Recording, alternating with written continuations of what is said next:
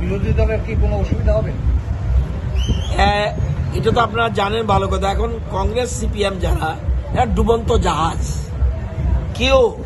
কেউ তাদের সাথে যাবে না। এটা ডুবন্ত জাহাজ। এখানে এখন সবাই চাইছে এই ডুবন্ত জাহাজ থেকে লাফিয়ে বিজেপি এবং তীব্রামতাতে সবাই যোগদান করছে। এই যে সামনে নির্বাচন, এই নির্বাচনে আমার বিশ্বাস দুটো কেন্দ্রেই, পশ্চিম ত্রিপুরা কেন্দ্র এবং পূর্ব ত্রিপুরা কেন্দ্রে আমাদের দুজন প্রার্থী বিপুল ভোটের ব্যবধানে জিতবে এবং দুইটা জায়গাতেই আমার নিজস্ব একটা অ্যাসেসমেন্ট রয়েছে যে দুটো জায়গাতে ত্রিপুরা সিপিএম কংগ্রেস প্রার্থীরা তাদের জামানত জব্দ হবে। আমি বিধানসভা নির্বাচনের সময় বলেছিলাম সিপিএম থার্ড পার্টি হবে এবং এটা আপনারা প্রমাণ পেয়েছেন, সিপিএম থার্ড পার্টি। আজকে বলছি এই দুটো নির্বাচনে আপনারা দেখবেন দুইটা দলেরই খুব সম্ভব তাদের জামানত জব্দ হবে বলে আমার বিশ্বাস এবং আগামী বিধানসভা নির্বাচনে তাদের কোনো অস্তিত্ব থাকবে বলে আমার মনে হয় না। এবং এই যে দেখছেন বর্তমানে জিতেন চৌধুরী বিরোধী দলনেতা, আপনি দেখবেন এই নির্বাচনের পরে বিরোধী দলনেতার পদও থাকবে না। কারণ এবং কংগ্রেসের যে কজন বিধায়ক আছে এরও দলে থাকবে কিনা আমার সন্দেহ। টোটাল সিচুয়েশন সারা দেশের একরকম। আজকে তীব্রামতা, বিজেপি, আরপিএফটি মিলে এই রাজ্যে সার্বিক উন্নতির জন্য যে চেষ্টা, আজকে তীব্রামতা একটা রিজনাল পার্টি, স্ট্রং পার্টি, তারা বুঝেছে জনজাতিদের উন্নয়ন করতে হলে সেন্ট্রাল গভর্নমেন্ট যে এগ্রিমেন্ট করেছে এই এগ্রিমেন্টের জন্যই তারা সবাই মিলে সিদ্ধান্ত নিয়েছে যে কেন্দ্রে মোদী সরকার খুব জরুরি।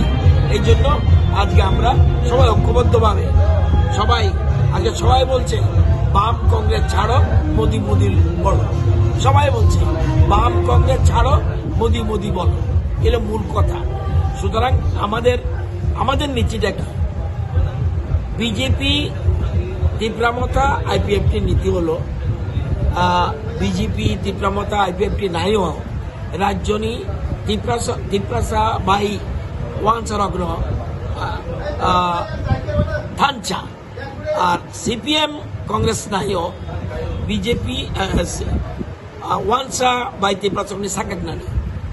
তারা চায় বিভাজন, আমরা চাই জোর থানচা। আমরা একতা চাই।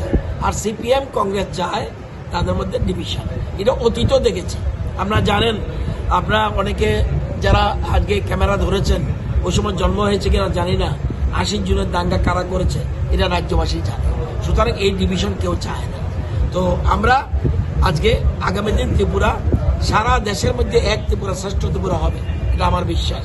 এবং এই যে লোকসভা নির্বাচন হচ্ছে আমাদের দুই কেন্দ্র থেকে তো যাবেই, সাথে এবার ৪০০ পার যে স্লোগান এটা বাস্তবায়িত হতে যাচ্ছে। ওরা বলছে যে ইন্ডিয়া জোট হওয়াতে তারা আরো বেশি শক্তিশালী হয়েছে এবং এটা তো আর সময়ের অপেক্ষা। ১৯ তারিখ আর ২৬ তারিখে দুটো ভোট দেখুন, তারপর ৪ তারিখ খবর নেবেন কি হয়েছে।